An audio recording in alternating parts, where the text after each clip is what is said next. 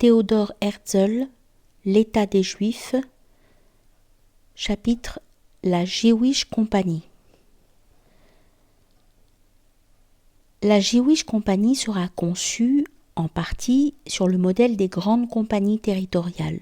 Appelons-la une Chartered Company juive, à cette différence qu'elle n'aura pas l'exercice de droits souverains et que ses buts ne seront pas exclusivement coloniaux. La Jewish Company sera créée sous la forme d'une société par action de droit. Elle jouira de la personnalité juridique en droit anglais, conformément au principe de ce droit et sous la protection de la Grande-Bretagne. Le siège principal sera à Londres. Je ne peux dire aujourd'hui ce que devra être son capital. Nos nombreux artistes de la finance auront à le calculer. Pourtant, pour donner un chiffre, j'imagine un montant d'1 milliard de marks.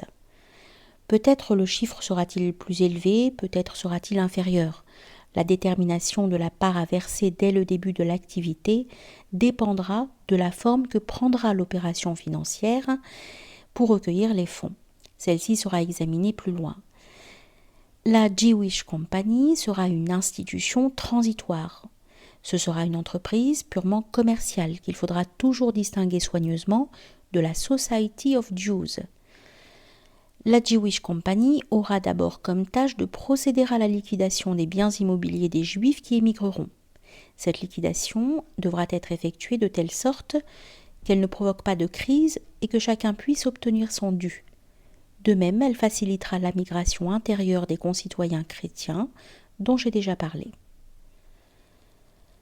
Les affaires immobilières qu'il faut prendre en considération sont les maisons, les biens fonciers et les clientèles locales des magasins. Au début, la Jewish Company se contentera de se déclarer prête à servir d'intermédiaire pour la vente de ses biens immobiliers. En effet, dans un premier temps, les ventes auront lieu librement sans grande chute de prix. Dans chaque ville, les bureaux de la compagnie constitueront la centrale de vente des biens immobiliers juifs. Les bureaux ne prélèveront qu'une simple commission leur permettant d'assurer leur fonctionnement. Il est évidemment possible que le développement de ce mouvement puisse entraîner une chute des prix de l'immobilier et qu'il en résulte une impossibilité de réaliser des ventes. À ce stade, la fonction de la compagnie comme intermédiaire pour la vente de biens devra s'élargir vers de nouveaux horizons. La compagnie deviendra administratrice des biens abandonnés et attendra le moment favorable pour les ventes. Elle percevra les loyers, affermera les terres et, par souci de prudence, nommera des gérants là où cela sera possible, également sous forme d'affermage. Partout, la compagnie facilitera à ceux-ci, des chrétiens, l'achat des biens. Dans toutes ces institutions européennes, la compagnie prendra soin de mettre en place des employés et des représentants, avocats, etc., chrétiens, tout en évitant que ceux-ci ne deviennent les serviteurs des Juifs. Ils tiendront lieu d'autorité de contrôle de la population chrétienne afin de constater que tout se passe correctement, en toute bonne foi, et que nulle part il ne soit porté atteinte au bien-être de la population. En même temps, la compagnie apparaîtra comme acheteuse de biens, ou plutôt elle procédera à des échanges. Elle donnera une maison pour une maison, un bien pour un bien. Tout cela là-bas. C'est là que la compagnie voit s'ouvrir devant elle une importante source de bénéfices parfaitement licite. Là-bas, elle donnera des maisons plus belles, plus modernes, dotées de tout le confort. Elle donnera de meilleures terres, le tout à des prix plus avantageux puisqu'elle aura pu acheter à bon marché. Concernant l'achat des terres, le pays, garanti à la Society of Jews par le droit international, doit évidemment aussi être acquis en droit privé. Les arrangements pris par des particuliers pour leur installation n'entrent pas dans le cadre de cette étude, mais la compagnie a besoin de vastes étendues de terre pour ses besoins ainsi que pour les nôtres. Elle s'assurera de l'appropriation des sols qui lui sont nécessaires pour des achats centralisés. Il s'agira surtout de l'achat des terres domaniales du souverain actuel.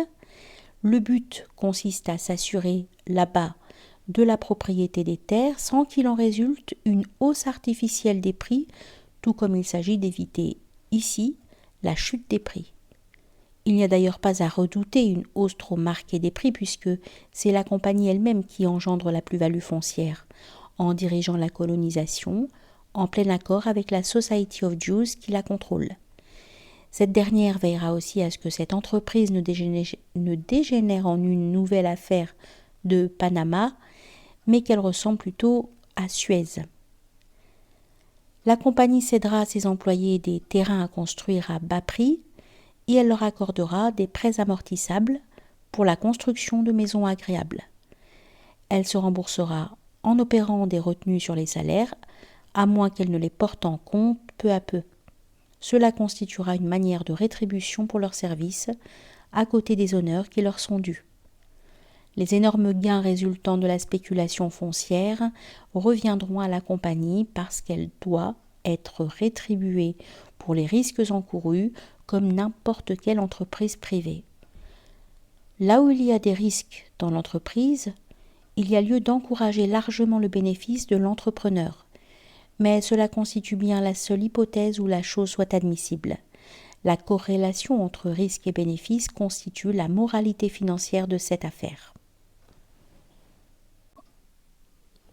Les constructions. La compagnie s'adonnera donc à l'échange des maisons et des biens. C'est de là qu'elle retirera ses gains. Cela est évident pour quiconque a pu observer comment la plus-value foncière est générée par les aménagements du monde civilisé. On s'en rend compte dans le cas des enclaves dans les villes et les campagnes. Les parcelles non construites augmentent de valeur au fur et à mesure que la civilisation s'étend autour d'elles. Une spéculation géniale dans sa simplicité a été conçue lors de l'extension de la ville de Paris. En effet, les nouveaux bâtiments n'ont pas été ajoutés immédiatement à proximité des dernières maisons de la ville, mais au contraire, les terrains avoisinants ont été achetés et la construction a commencé à partir d'une couronne extérieure. Cette manière d'agir, selon une logique inversée, n'a pas manqué de provoquer une plus-value très forte et très rapide des parcelles. Au lieu de construire à la limite extérieure de la ville, une fois la couronne achevée, ils se trouvèrent pouvoir édifier des immeubles en plein centre, c'est-à-dire sur des terrains de bien plus grande valeur. La compagnie construira-t-elle elle-même ou bien en confiera-t-elle le soin des architectes privés ? Elle peut et doit avoir recours aux deux formules. Comme je vais le montrer, elle dispose d'une grande réserve de main-d'œuvre. Celle-ci ne doit pas être livrée à l'exploitation capitaliste, elle doit vivre dans des conditions heureuses et, malgré tout, elle ne sera pas chère. Quant au matériel de construction, ce sera à nos géologues d'en prendre soin lorsqu'ils détermineront les sites pour les villes. Quel sera le principe de cette construction ? Les habitations ouvrières, j'entends par là les habitations de tous les travailleurs manuels, seront construites en régie directe. Je n'imagine nullement les tristes casernes ouvrières des villes européennes, pas plus que les misérables cabanes qui entourent les usines. Nos habitations ouvrières devront certes être bâties sur un modèle uniforme parce que la compagnie ne peut construire qu'à bon marché si elle veut produire les matériaux en grande quantité. Mais les maisons individuelles avec leurs petits jardins devront partout former de beaux ensembles. La nature même de la région inspirera le génie aimable de nos jeunes architectes qui ne sont pas encore enfermés dans la routine. Même si le peuple ne parvient pas à comprendre la grande idée de l'ensemble, il s'y sentira à l'aise. Le temple continuera d'être bien visible puisque seule l'ancienne foi nous a maintenus ensemble. Il y aura des écoles riantes, claires et saines pour les enfants, pourvues de tous les matériels éducatifs modernes. Par ailleurs, des institutions de formation continue pour les artisans permettront aux simples ouvriers de s'élever en acquérant des connaissances technologiques et en s'adonnant à la mécanique. De même, il y aura des établissements de distraction populaire gérés par la Society of Jews qui veillera à leur moralité. Pour l'heure, je ne parle que des seules maisons, je n'envisage pas ce qui se passe à l'intérieur. Les habitations ouvrières seront construites à bon marché, cela non seulement parce que le matériau sera présent en abondance, non seulement parce que le sol appartient à la compagnie, mais aussi parce que celle-ci n'aura pas à payer les ouvriers. Les farmers américains ont mis au point ont mis au point le système d'entraide mutuelle pour la construction de leur maison. Ce système simple et amical, mais aussi lourd que les habitants dont il a permis la réalisation, peut être considérablement affiné. Les ouvriers non qualifiés, qui viendront d'abord du grand réservoir russe et roumain, devront également se construire mutuellement leur maison. Au début, il est clair que nous n'aurons pas notre propre fer et qu'il nous faudra bien construire avec du bois. Plus tard, tout cela changera. Les pauvres baraques du début seront remplacées par des meilleures bâtisses. Nos ouvriers non qualifiés s'entraideront pour la construction de leur maison, mais ils devront être avertis au préalable. Par leur travail, ils acquerront la propriété de leur maison, mais seulement après 3 années de bonne conduite. Ce n'est qu'ainsi que nous obtiendrons des gens travailleurs et compétents, car un homme qui a travaillé 3 années de manière exemplaire est éduqué pour la vie. J'ai dit que la compagnie n'aurait pas à payer ses ouvriers non qualifiés. Certes, mais de quoi vivront-ils ? En général, je suis hostile au système du troc. Cependant, avec nos premiers colons, il faudra quand même l'appliquer. La compagnie prend déjà tellement soin d'eux qu'elle peut également les prendre en charge.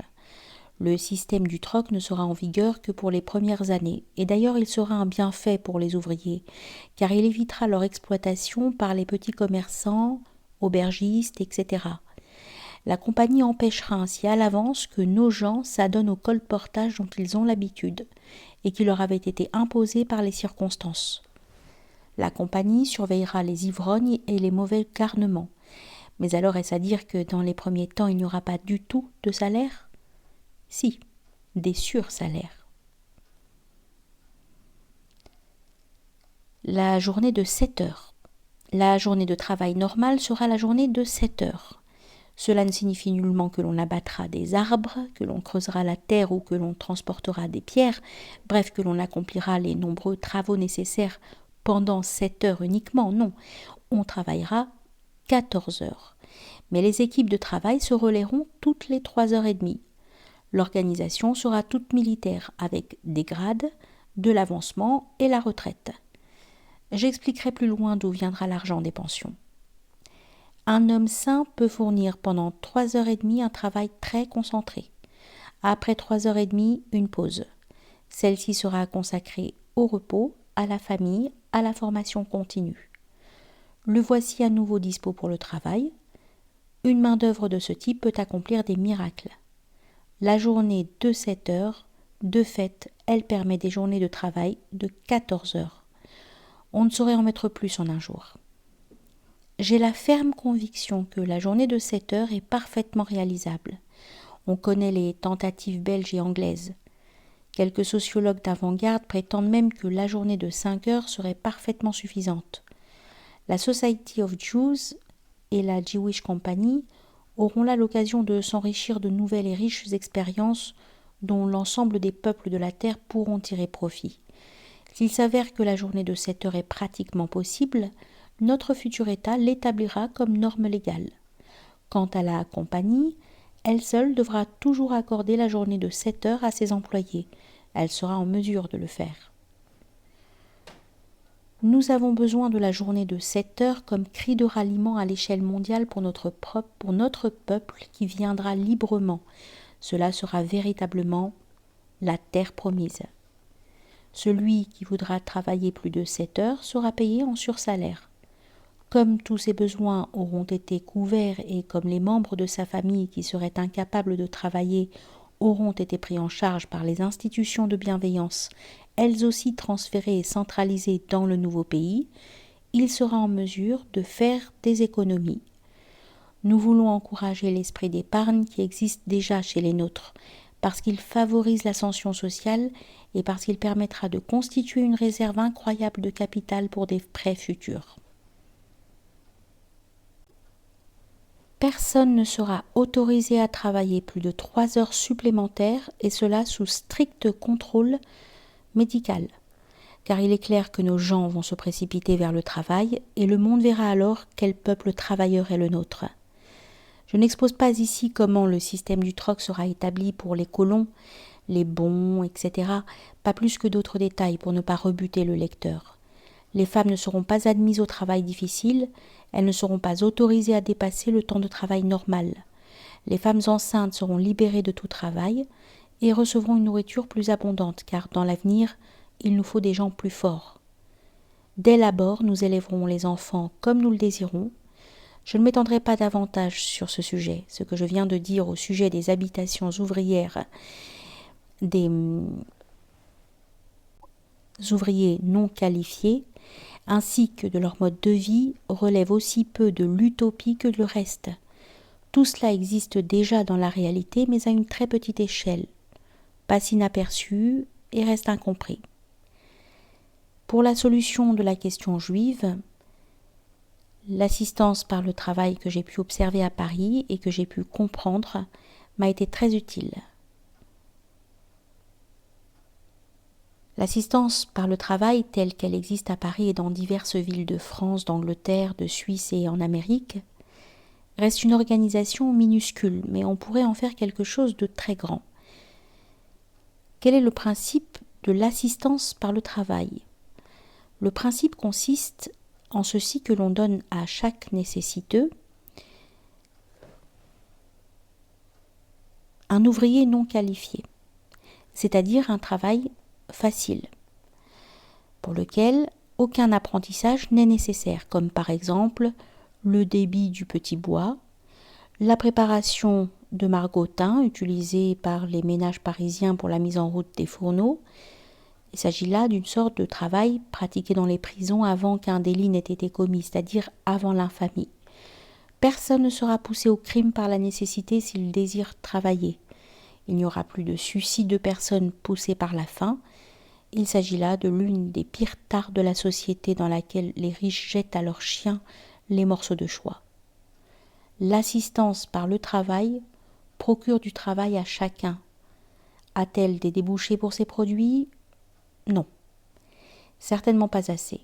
C'est bien là que réside l'insuffisance de l'organisation existante. Cette assistance travaille toujours à perte. Au moins est-elle préparée à le faire, car il s'agit d'une organisation de bienfaisance.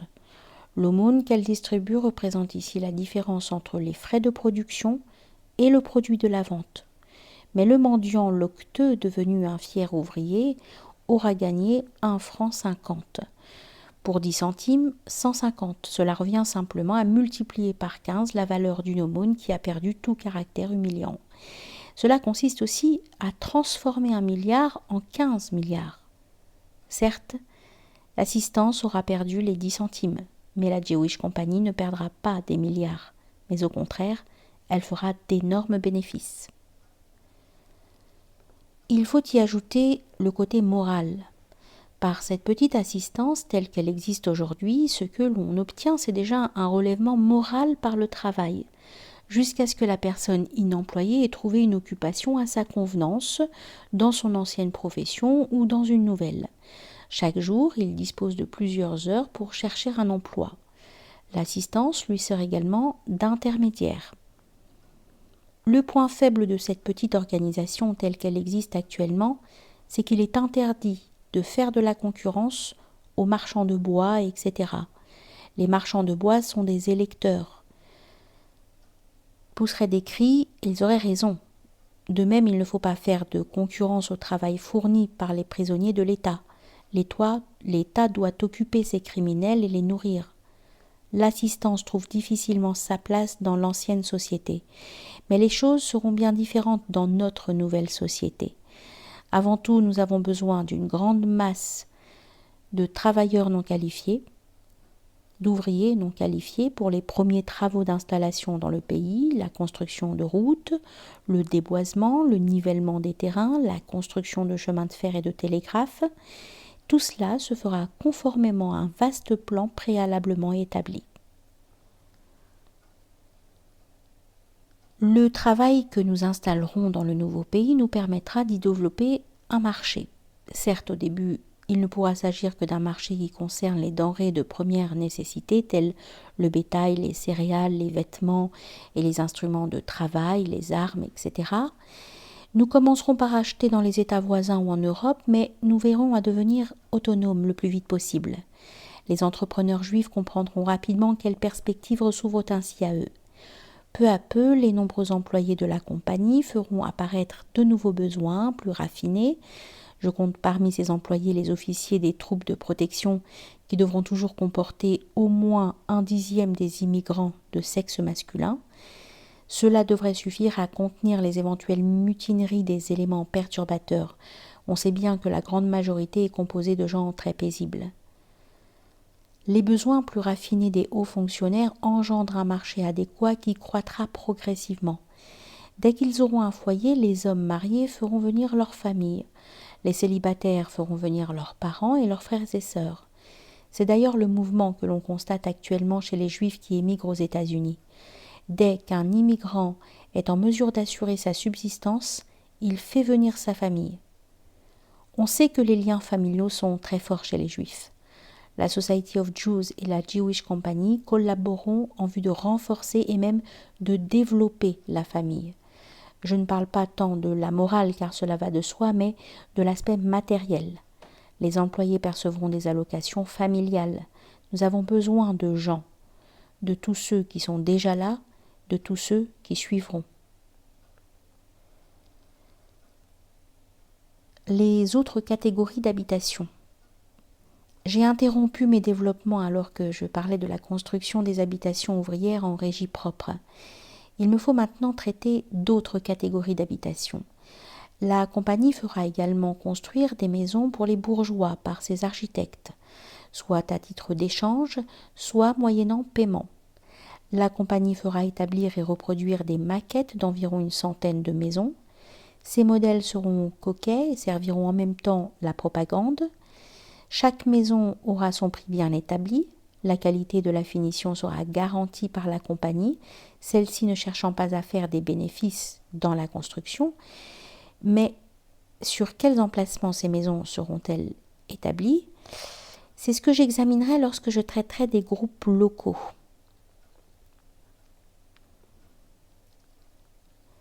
Puisque la compagnie ne veut pas faire de bénéfices dans la construction mais seulement dans la vente des terres, il n'en est que plus souhaitable qu'un très grand nombre d'architectes travaillent pour les particuliers. Cela fait augmenter la valeur des terrains, cela fera venir du luxe dans le nouveau pays. Or, pour de nombreuses raisons, nous avons besoin de luxe. Il nous faut du luxe pour l'art, pour l'industrie et plus tard pour absorber les grandes fortunes. Oui, les Juifs riches qui doivent craintivement cacher leurs richesses, qui doivent donner leur triste fête cachée derrière leurs rideaux, pourront enfin librement jouir de leurs biens. Si cette émigration se fait avec leur aide, le capital sera complètement réhabilité dans notre pays. Il aura en effet pu démontrer son utilité d'une façon inégalée. Si les Juifs les plus riches se mettent à construire leurs châteaux dans notre nouveau pays, alors qu'ils sont actuellement si jalousés en Europe, très vite, la mode s'établira de se faire construire de somptueuses demeures.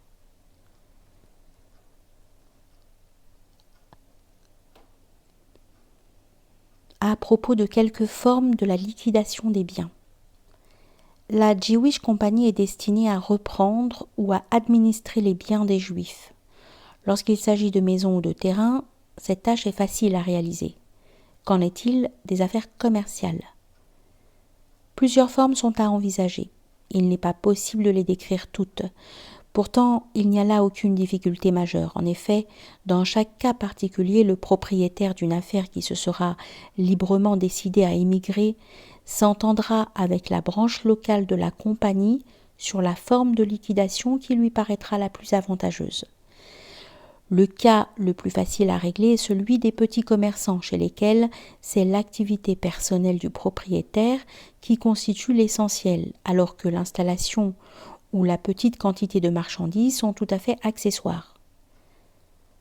La compagnie créera pour chaque émigrant un domaine d'activité bien assuré et le peu de matériel qu'il possédait sera remplacé par un terrain et un crédit pour des machines. Nos Juifs, si ingénieux, ne tarderont guère à dominer leur nouvelle activité. On sait bien que les Juifs s'adaptent très vite. C'est ainsi que de très nombreux commerçants deviendront de petits industriels agricoles. La compagnie sera même en mesure de consentir des pertes apparentes en prenant à son compte les biens non transférables des émigrants les plus pauvres, car elle pourra ainsi obtenir sans frais aucun la mise en culture de certaines parcelles, ce qui augmentera la valeur des autres parcelles. Pour les exploitations moyennes, là où l'installation est tout aussi importante ou même plus importante que la participation personnelle du propriétaire et où son crédit personnel joue un rôle décisif, on peut imaginer plusieurs formes de liquidation. C'est là l'un des points principaux qui touche à la question de la migration intérieure des chrétiens. Le juif qui part ne perd pas son crédit personnel. Il l'emporte avec lui et pourra l'utiliser dans le nouveau pays pour son installation. La Jewish Company lui ouvrira un compte courant.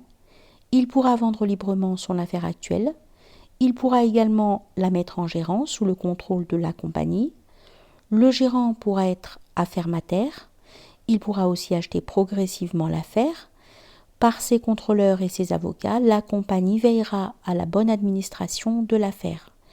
Elle veillera aussi à la régularité des paiements.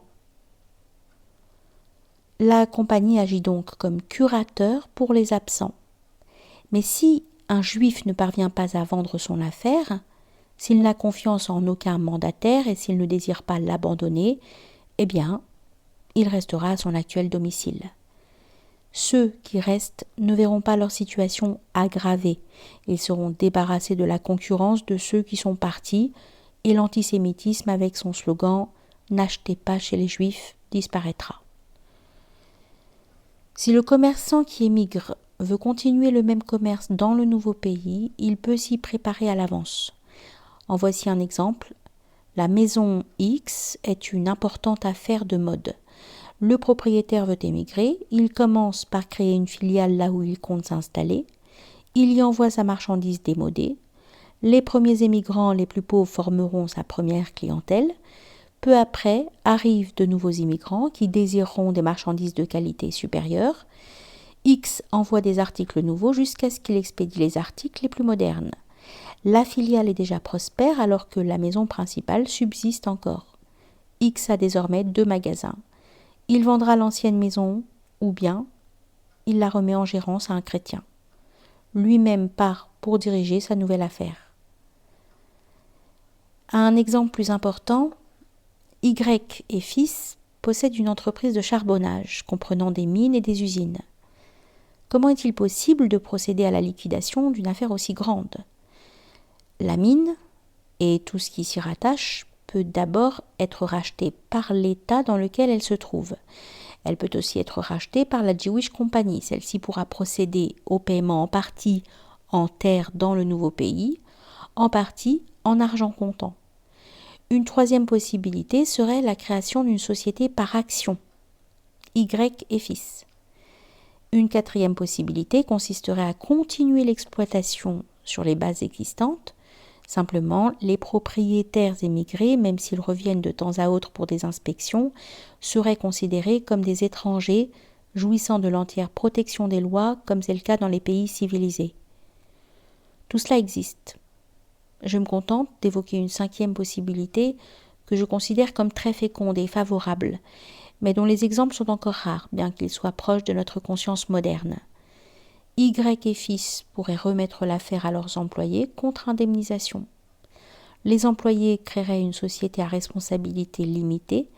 Avec l'aide de la Banque nationale qui ne pratique pas des taux usuraires, ils seraient peut-être en mesure de rembourser le prix de l'affaire à Y et fils.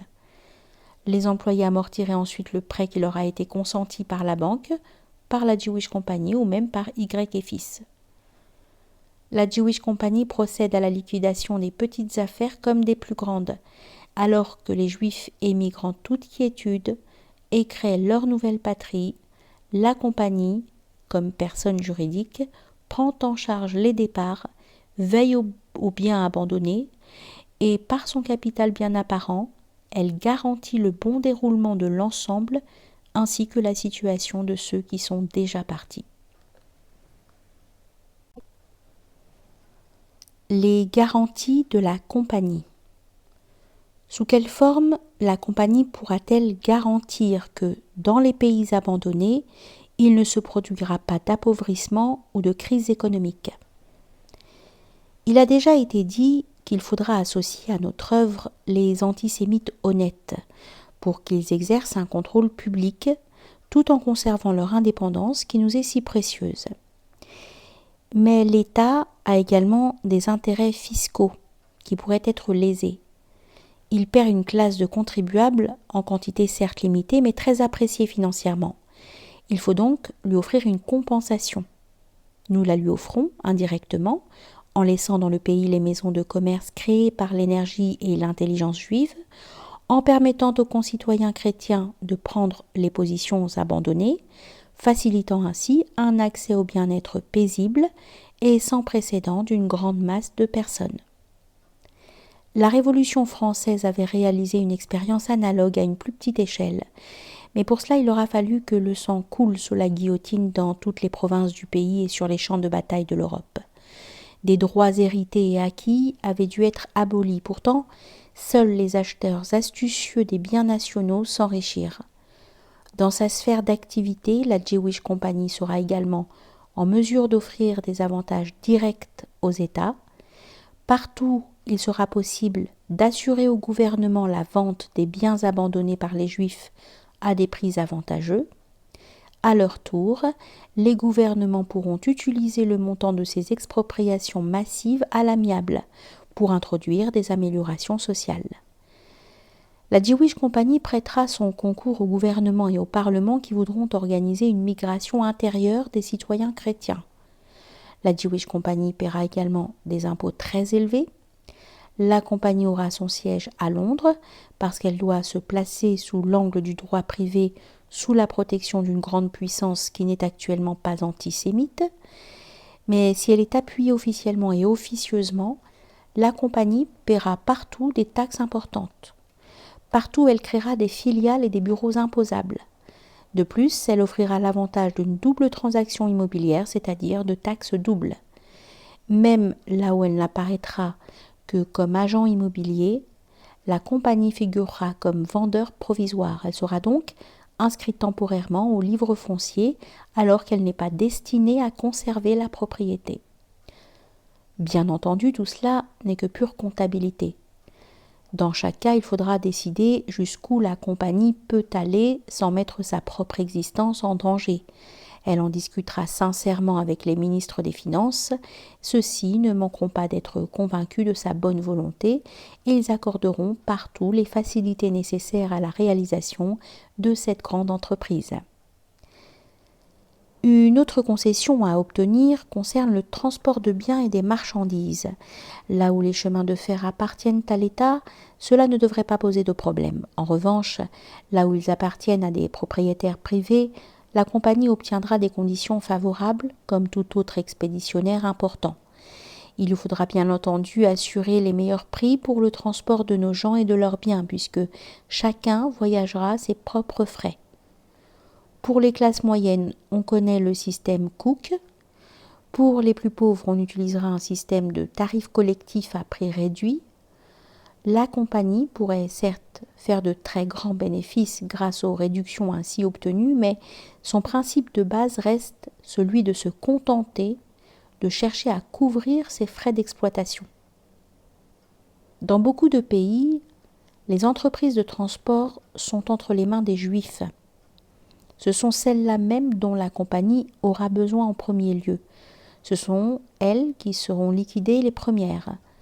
Les actuels propriétaires de ces entreprises auront le choix. Ils pourront passer au service de la compagnie ou bien ils s'établiront librement dans le nouveau pays. À l'arrivée, on aura besoin de réceptionner. Il s'agit là d'une affaire exceptionnelle. On ne manquera pas de gens à l'esprit d'entreprise puisque là-bas, on peut et doit gagner immédiatement de l'argent. Il est inutile de s'étendre sur les détails financiers de cette émigration de masse. On pourra les établir à partir d'une analyse rationnelle des buts poursuivis. Bien des esprits sagaces y penseront et trouveront les solutions les meilleures. Plusieurs des activités de la compagnie seront interdépendantes. En voici un exemple. Peu à peu, la compagnie produira dans les colonies les plus primitives des produits industriels. Au début, ces produits fabriqués à bas prix seront destinés aux émigrants les plus pauvres, des vêtements, du linge, des chaussures, car avant de quitter l'Europe, nos pauvres émigrants seront équipés de neuf. Il ne s'agira nullement de cadeaux, car il faut éviter de les humilier. Leurs vieux effets seront échangés contre des neufs. Si la compagnie perd un peu, cela passera par pertes et profits. Ceux qui n'ont rien seront débiteurs de la compagnie. Ils paieront plus tard en heures de travail. En cas de bonne conduite, la compagnie pourra renoncer à cette dette. Les sociétés d'émigration déjà existantes pourront être déjà d'un grand secours. Ce qu'elles avaient l'habitude de faire pour les juifs émigrants pourra être fait maintenant pour les colons de la Jewish Colony. Il sera facile de mettre au point les formules de coopération. Il faut qu'il y ait déjà quelque chose de symbolique dans les vêtements neufs des émigrants les plus pauvres. Vous commencez une nouvelle vie. Bien avant le départ, aussi bien qu'en route, la Society of Jews veillera à ce que règne parmi les émigrants un état d'esprit grave et sérieux, par des prières, des conférences populaires, des exposés sur les buts de l'entreprise, des prescriptions hygiéniques concernant les nouveaux centres d'habitation et des instructions sur le travail futur. Car la terre promise est la terre du travail. À leur arrivée, les nouveaux immigrants seront solennellement accueillis par nos autorités. Mais il conviendra d'éviter tout excès de jubilation, car la terre promise doit d'abord être conquise. Pourtant, il faut que ces pauvres gens comprennent tout de suite qu'ils sont bien chez eux. L'industrie du vêtement de la compagnie pour les pauvres émigrants ne produira pas au hasard. Par la Society of Jews, qui aura été informée à temps par les groupes locaux, la Jewish Company connaîtra à l'avance la composition des groupes, leur jour d'arrivée et leurs besoins. Cela lui permettra de prévoir et d'agir en conséquence. Les incitations à l'industrie. Dans ce projet, les tâches de la Jewish Company et celles de la Society of Jews ne peuvent être dissociées.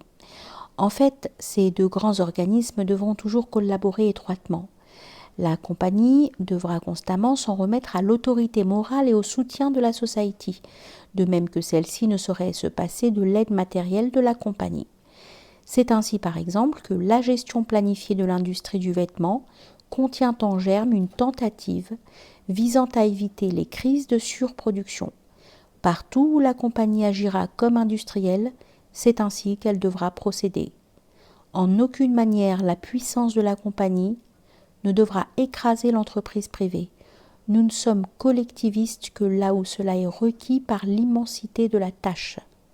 Pour le reste, nous voulons stimuler l'individu et respecter ses droits. La propriété privée constitue la base économique de l'indépendance, c'est à ce titre qu'elle pourra se développer librement chez nous. C'est pourquoi nous nous efforcerons de permettre l'accès à la propriété privée de nos premiers ouvriers non qualifiés. L'esprit d'entreprise doit être stimulé par tous les moyens. L'installation d'industrie doit être favorisée par une sage politique douanière, par la fourniture de matières premières à bas prix, et par la création d'un bureau de statistiques industrielles dont les travaux seront publiés. L'esprit d'entreprise peut être stimulé sainement, il faut éviter l'absence de planification spéculative, l'établissement de nouvelles industries doit être annoncé bien à l'avance, de telle sorte que les entrepreneurs qui 6 mois plus tard voudraient créer un type d'industrie ne se lancent pas dans une aventure qui ne conduirait qu'à la crise et à la misère. Le but de tout nouvel établissement devant être porté à la connaissance de la Society, il sera possible à chaque moment de s'enquérir de la situation des affaires industrielles. En outre, la main-d'œuvre mise à la disposition des entrepreneurs sera centralisée. L'entrepreneur s'adressera au bureau central de placement. Celui-ci ne percevra qu'une taxe nécessaire à assurer son fonctionnement. Et c'est ainsi que l'entrepreneur télégraphie, par exemple, J'ai besoin demain matin pour 3 jours, 3 semaines ou 3 mois de 500 ouvriers non qualifiés. Ceux-ci, assemblés par la centrale, se présentent le lendemain à l'entreprise agricole ou industrielle. Le système si primitif des saisonniers saxons sera donc bien affiné et amélioré.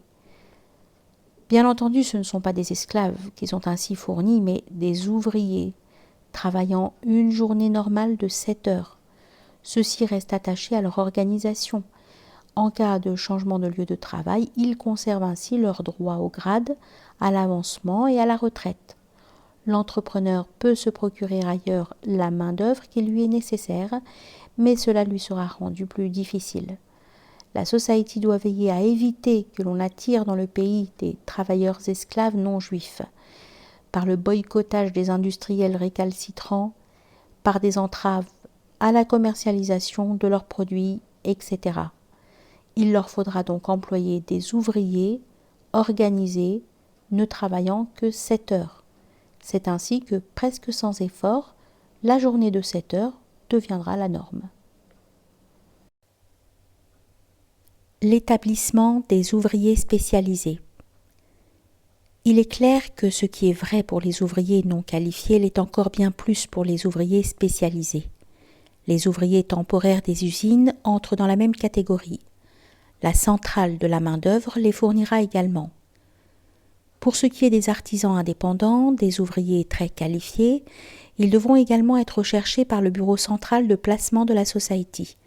Compte tenu des progrès futurs de la technique, il y a lieu d'encourager particulièrement cette catégorie, de leur inculquer des nouvelles méthodes, même s'ils ne sont plus très jeunes. Pour les inciter à faire usage de la force motrice et de la lumière, il faudra leur fournir l'électricité. Le groupe local s'adresse au bureau de placement en ces termes : nous avons besoin de tant de menuisiers, de serruriers, de vitriers, etc. Le bureau publiera ces demandes. Les intéressés se feront connaître, ils iront s'installer avec leur famille là où on les demande, à l'abri de toute concurrence sauvage. La patrie stable et bienveillante est née pour eux. La mobilisation du capital. On a évalué le capital social de la Jewish Company à une somme tout à fait fantastique. Le montant réellement nécessaire sera déterminé par des spécialistes de la finance. N'en doutons pas, ce sera un montant très élevé. Comment y parvenir ? Il y a 3 formes que la Society examinera. La Society, cette personne morale, le gestor des Juifs, est composée de nos hommes les meilleurs et les plus honnêtes, qui ne peuvent ni ne doivent tirer aucun bénéfice de cette affaire. Bien qu'au début la Society n'ait d'autre autorité que morale, celle-ci devrait cependant suffire pour accréditer la Jewish Company auprès du peuple juif. En effet, la Jewish Company n'aura des chances de réussite financière que dans la mesure où elle aura reçu, pour ainsi dire, l'aval de la Society. La compagnie ne pourra donc pas être créée par un groupe de financiers qui s'assemblerait un peu au hasard. La Society devra examiner, choisir et décider. Et avant de donner son approbation à la création de la compagnie, elle s'entourera de toutes les garanties nécessaires à l'exécution scrupuleuse du projet. Il n'est pas question d'entreprendre une expérience avec des moyens insuffisants, car nous devons réussir du premier coup. Un échec compromettrait l'ensemble pour des dizaines d'années et peut-être même la rendrait impossible à jamais. Les 3 formes de mobilisation du capital social sont la haute finance, la moyenne finance et une souscription populaire. La voie la plus facile, la plus rapide et la plus sûre serait la création par la haute finance. Cela permettrait de dégager l'argent nécessaire très rapidement par simple délibération au sein des grands groupes financiers. De plus, cela présenterait l'avantage de n'avoir pas à verser en totalité tout de suite les milliards, s'il faut s'en tenir à ce chiffre. De même, il serait possible de faire bénéficier l'entreprise du crédit de ces puissants groupes financiers. Dans la haute finance juive, on trouve encore des forces politiques inemployées. Les ennemis des Juifs présentent cette puissance comme étant beaucoup plus active qu'elle ne l'est en réalité, ou même qu'elle ne pourrait l'être. Les Juifs pauvres, quant à eux, ne se rendent compte que de la haine engendrée par cette puissance. Ils ne bénéficient nullement de l'allègement de leurs maux à laquelle cette puissance pourrait contribuer. Le crédit de ces grands financiers juifs devrait être mis au service de l'idée nationale. Mais si ces messieurs qui sont fort satisfaits de leur situation n'éprouvent pas le désir de venir au secours de leurs frères, ceux-là même que l'on rend à tort responsables de la fortune de quelques-uns d'entre eux, alors la réalisation de ce projet sera l'occasion d'opérer une nette coupure entre eux et les autres fractions du judaïsme. D'ailleurs, la haute finance n'est nullement invitée à fournir une somme aussi considérable par pure philanthropie. Qui pourrait formuler une telle prétention ? Les fondateurs et les actionnaires de la Jewish Company feront une bonne affaire et ils pourront à l'avance en faire évaluer les chances de réussite. Car la Society of Jews sera en possession de toutes les données permettant de se rendre compte des chances de la compagnie. En particulier, la Society of Jews aura procédé à une étude de l'ampleur du nouveau mouvement juif et elle pourra donc faire connaître aux fondateurs de la compagnie la participation sur laquelle celle-ci pourra compter. La Society procurera à la compagnie les travaux d'une société d'études, comme il est d'usage en France, avant le financement d'une grande entreprise. Ces travaux porteront sur la mise au point de nouvelles statistiques juives très modernes et très complètes. Et pourtant, il se peut que l'affaire ne rencontre pas l'appui précieux des manias de la finance juive. Il se pourrait même que ceux-ci, par des hommes à leur solde et leurs agents secrets, tentent de combattre notre mouvement juif. Nous livrerons ce combat avec âpreté, comme tous les autres qui nous seront imposés. Il se peut aussi que les manias de la finance se contentent de repousser l'affaire d'un sourire de refus. Cela signifiera-t-il la fin du projet ? Non. Nous essaierons alors de rassembler le capital social nécessaire par une deuxième voie, c'est-à-dire que nous aurons recours aux Juifs moyennement riches. Au nom de l'idée nationale, la banque juive moyenne devra être mobilisée contre la haute banque pour former une deuxième et formidable puissance financière. Cela aurait l'inconvénient qu'au début, l'ensemble se présenterait sous la forme d'une affaire financière. En effet, les milliards devraient être intégralement versés, sinon on ne saurait commencer et, comme l'argent ne serait utilisé que très progressivement, il faudrait au cours des premières années procéder à toutes sortes d'opérations de banque et de crédit. Il n'est pas exclu que peu à peu, le but original de l'ensemble n'en vienne à être oublié. Les Juifs de fortune moyenne auraient ainsi trouvé une nouvelle et grande affaire, tandis que l'émigration juive s'enliserait. On sait bien que cette idée de recueillir les capitaux n'est pas pure imagination. On a essayé à plusieurs reprises de rassembler l'argent catholique contre la haute finance. On n'avait pas imaginé jusqu'à présent que l'on puisse la combattre avec de l'argent juif. Mais que de crises cela pourrait-il entraîner ? Les pays dans lesquels de telles luttes se produiraient subiraient bien des préjudices et l'antisémitisme y ferait bien des progrès. Je n'aime pas cette idée. Je ne l'évoque que parce qu'elle s'inscrit dans le développement logique de mon raisonnement. J'ignore d'ailleurs si ces banques moyennes accepteront de s'associer au projet. Quoi qu'il en soit, leur refus n'arrêtera pas non plus notre projet. Il ne fera que reprendre avec plus de force. Car la Society of Jews, qui n'est pas composée d'hommes d'affaires, pourra alors tenter de fonder la compagnie sur des éléments populaires.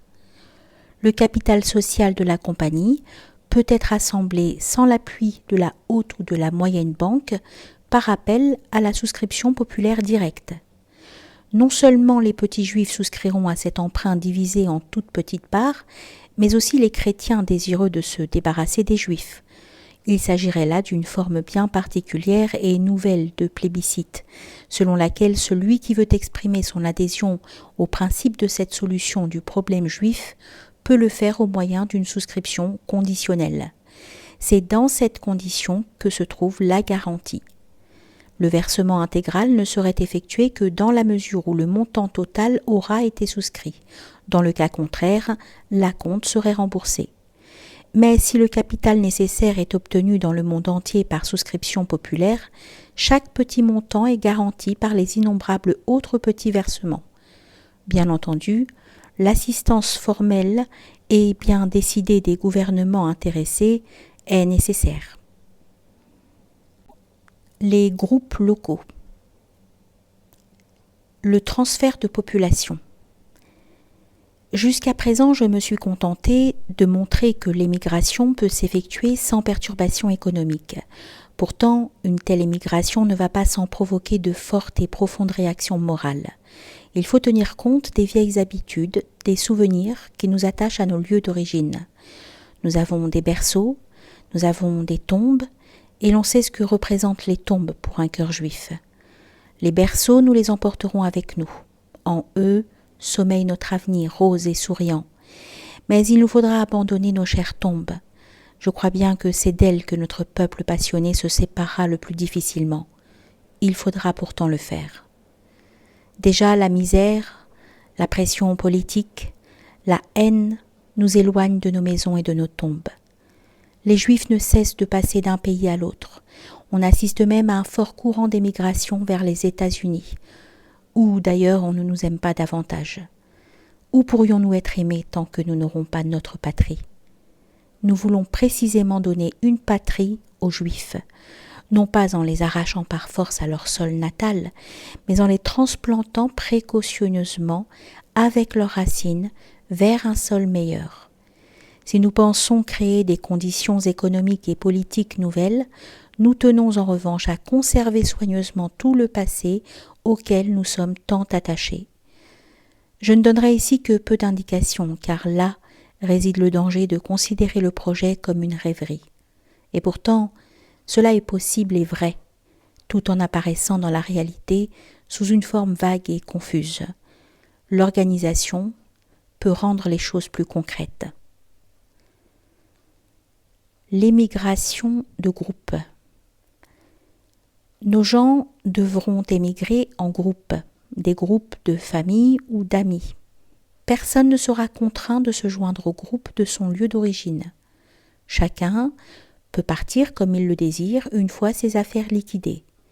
Chacun le fera à ses propres frais et choisira sa classe de bateau ou de chemin de fer. Nos trains et nos bateaux n'auront peut-être qu'une seule classe. Au cours de voyages aussi longs, la différence de traitement serait insupportable pour les plus pauvres. Et même si nous ne les conduisions pas à une partie de plaisir, il faut éviter de troubler leur bonne humeur. Nul ne voyagera dans des conditions misérables. En revanche, pour les milieux élégants, tout doit être possible. En effet, on se sera mis d'accord bien longtemps à l'avance, puisque dans les meilleurs des cas, il se passera des années avant que le mouvement ne gagne les classes possédantes. Les personnes fortunées formeront des groupes de voyage. On partira avec ses connaissances personnelles. Ne sait-on pas que, si l'on accepte les plus riches, les Juifs n'ont presque aucune relation avec les chrétiens. Le ghetto continue d'exister. Les classes moyennes se prépareront longuement et avec grand soin. Chaque localité formera son groupe. Dans les grandes villes, plusieurs groupes seront créés par arrondissement qui entretiendront des rapports entre eux par l'intermédiaire de représentants élus. Cette division par arrondissement n'a rien d'obligatoire. Elle n'a d'autre but que de rendre les choses plus commodes pour les plus pauvres, afin d'éviter tout sentiment d'inconfort, toute nostalgie durant le voyage. Chacun reste libre de voyager seul ou de se joindre au groupe de son choix. Les conditions de vie, par classe, seront les mêmes pour tous. Un groupe assez important pourra obtenir de la compagnie d'abord un train spécial, puis un bateau spécial. La compagnie devra prendre soin de préparer des logements convenables pour les plus pauvres. Plus tard, lorsque les classes aisées émigreront, les entrepreneurs privés auront construit des hôtels pour répondre à des besoins connus au préalable. De toute manière, les riches émigrants auront songé à faire construire leur demeure à l'avance. Ils pourront donc s'installer dans les nouvelles maisons dès qu'ils auront quitté les anciennes. Il ne semble pas utile de rappeler ici nos intellectuels à leur devoir. Celui qui s'associe à l'idée nationale saura comment agir pour sa propagation. Nous ferons appel avant tout au concours de nos chefs religieux. nos chefs religieux. Chaque groupe aura son rabbin qui viendra avec sa communauté. Tous s'assembleront librement. Les groupes locaux se formeront autour des rabbins. Autant de rabbins, autant de groupes. Les rabbins seront les premiers à nous comprendre et à s'enthousiasmer pour notre cause. Ils enflammeront les fidèles du haut de leur chair. Nul besoin de convoquer des réunions spéciales qui se perdraient en bavardage. C'est au cours des services religieux que les rabbins prendront la parole. Il faut qu'il en soit ainsi. Nous ne reconnaissons notre communauté d'appartenance historique qu'à travers la foi de nos pères, puisque nous avons adopté depuis longtemps et de manière indélébile les langues des différentes nations qui nous ont accueillis. Les rabbins recevront régulièrement les communications de la Society et de la compagnie. Ils les transmettront et les expliqueront à leur communauté. Israël priera pour nous, pour lui-même. Les hommes de confiance des groupes locaux. Les groupes locaux formeront de petites commissions d'hommes de confiance sous la présidence du rabbin. C'est ici que se discuteront toutes les questions locales d'ordre pratique. Les sociétés de bienfaisance seront volontairement transférées par les groupes locaux. Dans le nouvel État, les fondations resteront au sein des anciens groupes locaux. Je pense pourtant que les édifices ne devront pas être vendus, mais qu'ils devraient être mis à la disposition des chrétiens indigents des villes abandonnées. Là-bas, lors du partage des terres, on les portera au crédit des groupes locaux. Ils seront dédommagés par des terrains à bâtir et des facilités de construction. Ainsi que cela a déjà été esquissé à plusieurs reprises dans ce projet, un effort pour le bien-être de l'humanité tout entière devra être tenté lors du transfert des sociétés de bienfaisance. Notre bienfaisance privée actuelle n'aboutit qu'à peu de résultats positifs au regard des investissements. Les sociétés de bienfaisance doivent être organisées de manière à se compléter mutuellement. Dans une société nouvelle, ces institutions peuvent être établies en tenant compte des approches modernes ainsi que de toutes les expériences sociales et politiques. Cela est très important pour nous, parce que nous avons beaucoup de mendiants. Entre l'oppression extérieure qui les affaiblit et la charité condescendante des riches qui les gâtent, les natures les plus faibles parmi nos gens se laissent facilement aller à la mendicité. Appuyée par les groupes locaux, la Society donnera toute son attention à l'éducation du peuple. Il est vrai qu'une terre féconde sera ainsi offerte à ces nombreuses forces qui resteraient inutilisées. Toute bonne volonté trouvera un emploi adéquat. La mendicité ne sera pas tolérée. Tout homme libre qui ne voudra pas travailler sera placé en maison de travail. En revanche, les vieillards ne seront pas enfermés dans les asiles. L'asile est l'une des actions de bienfaisance les plus cruelles qui ait été inventée par notre stupide bonté d'âme. À l'asile, le vieillard meurt de honte et d'humiliation. C'est comme s'il était déjà enterré. Nous tenons à laisser à ceux qui se trouvent à l'échelon le plus bas de l'intelligence humaine l'illusion réconfortante de leur utilité. Ceux qui sont incapables de fournir un travail physique rendront de petits services, car nous avons affaire à ces pauvres atrophiés d'une génération décadente. Mais celles qui suivront seront éduquées différemment dans la liberté et pour la liberté. Pour tous les âges, à toutes les étapes de la vie, nous rechercherons le bonheur par le travail. C'est ainsi que notre peuple retrouvera sa vigueur dans le pays de la journée de 7 heures. La planification des villes. Les groupes locaux délègueront leurs représentants pour le choix des lieux d'habitation. Lors du partage des terres, il faudra veiller à ce que la transplantation des émigrés se fasse prudemment en maintenant ce qui peut l'être. Les plans des villes seront présentés aux groupes locaux. Nos gens devront savoir à l'avance où ils s'établiront, dans quelle ville et dans quelle maison ils vivront. Il a déjà été question des plans de construction et des maquettes clairement intelligibles pour tous, qui devront être distribués aux groupes locaux.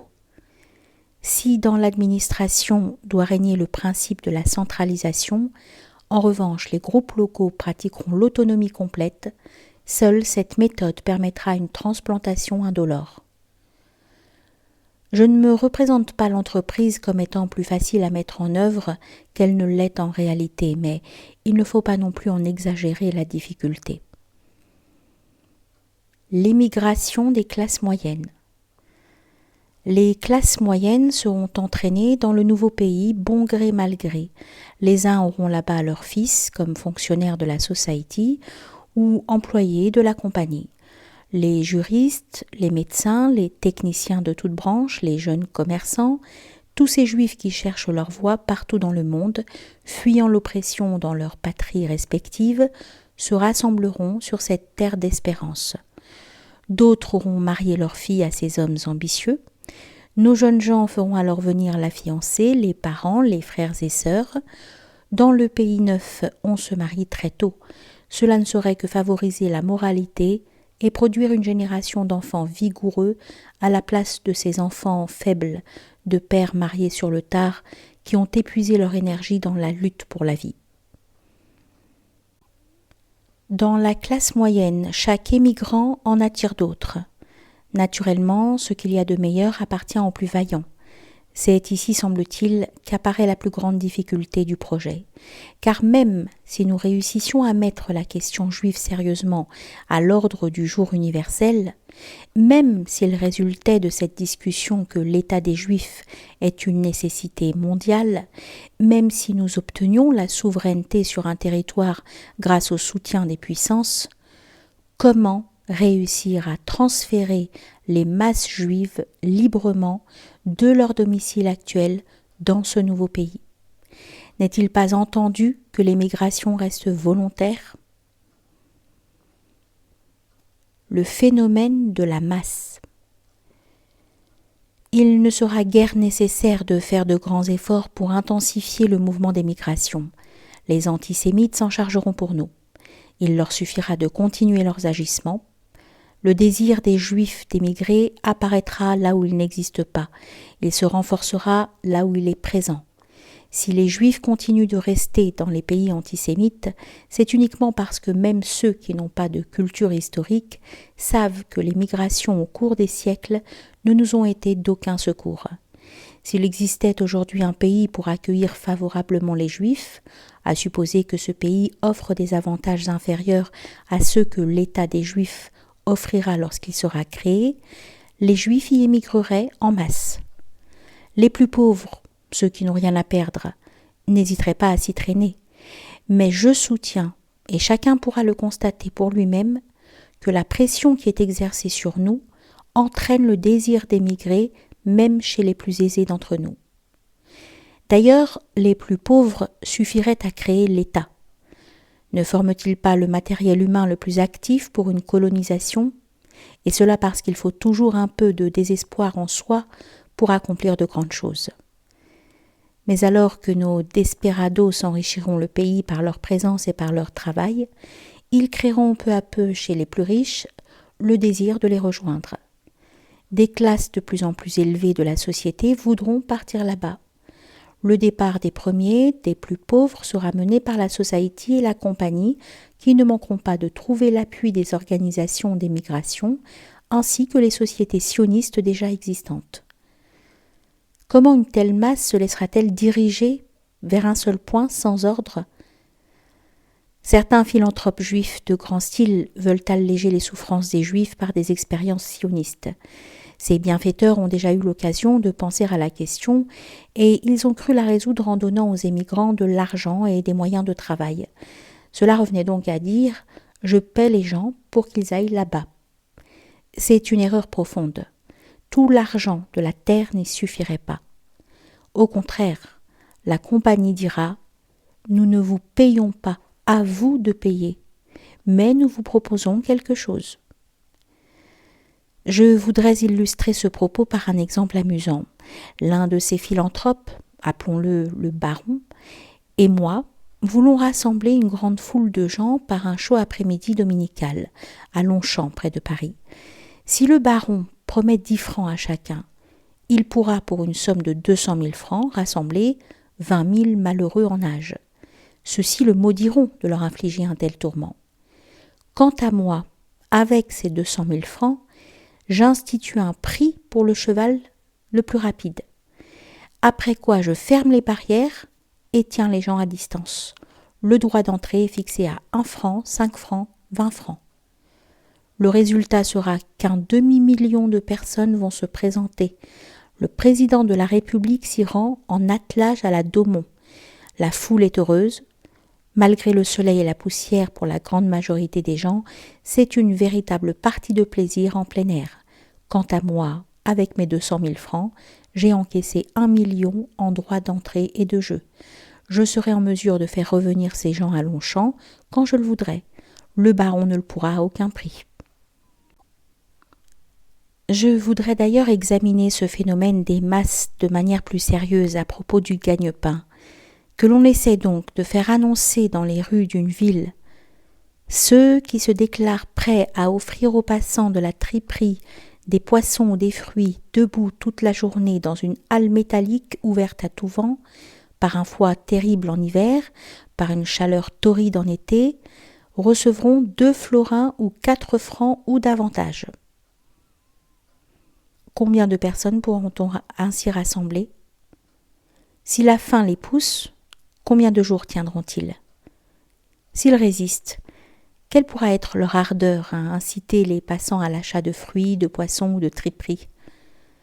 Nous agirons autrement. Nous établirons de grandes halles, là où la circulation de la foule est particulièrement intense. Nous saurons d'autant mieux situer ces points que nous y dirigerons la foule.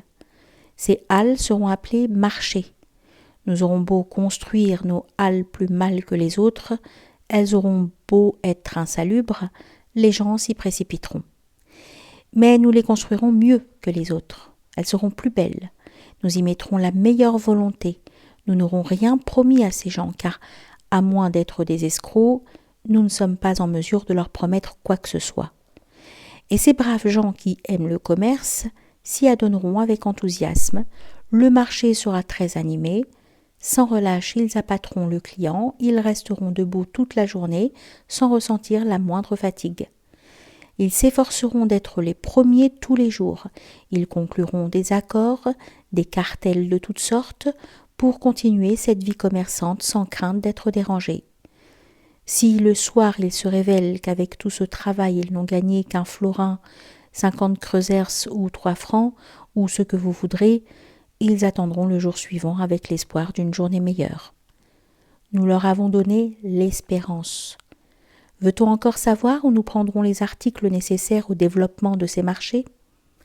Faut-il vraiment le dire? J'ai montré précédemment que l'assistance par le travail peut engendrer un bénéfice multiplié par 15. Pour 1 million, 15 millions, 1 milliard, 15 milliards. Mais tout cela peut-il aussi se vérifier sur une grande échelle? Le revenu du capital ne subit-il pas une progression décroissante? Il en est bien ainsi lorsqu'il s'agit d'un capital qui dort lâchement dissimulé. Mais ce n'est pas le cas du capital productif. Ce capital-là, lorsqu'il est élevé, peut produire un revenu progressif redoutable. N'est-ce pas là le cœur même de la question sociale? Ce que je dis là, est-il exact? J'en appelle aux Juifs les plus riches. Pourquoi exploitent-ils tant d'industries aussi différentes? Pourquoi envoient-ils des gens extraire du charbon sous la terre, les exposant au pire danger pour de maigres salaires? J'imagine que tout cela n'est pas agréable, même pour le propriétaire de la mine. Je ne crois pas que les capitalistes soient sans cœur. Je ne fais même pas semblant de le croire. Je ne veux pas exciter la haine, je veux réconcilier. Me faut-il encore exposer le phénomène des masses?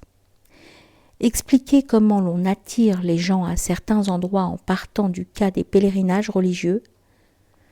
Je ne voudrais blesser les sentiments religieux de personne par des paroles qui pourraient être faussement interprétées. Je me contenterai de rappeler ce qu'est le pèlerinage de la Mecque chez les musulmans, celui de Lourdes chez les catholiques, ou bien d'autres encore, d'où les gens reviennent consolés ainsi de la sainte tunique de Trêve. Dans notre nouveau pays, chacun pourra assurer son salut à sa manière, y compris nos chers libres penseurs, cette armée immortelle qui ne cesse de conquérir de nouveaux domaines à l'humanité. Il n'y aura de coercition que celle qui sera nécessaire pour le maintien de l'État et de l'ordre public. Ces obligations ne seront pas déterminées par l'arbitraire d'une ou plusieurs personnes, mais par des lois implacables. Si l'on revient aux exemples que je viens d'exposer, m'objectera-t-on que la foule ne peut être attirée vers ces lieux de foi, de plaisir ou de commerce que temporairement? La réfutation est aisée. Certes, un tel but ne fait qu'appâter la masse, mais tous ces buts réunis ont la propriété de rassembler la foule et de la contenter de manière durable.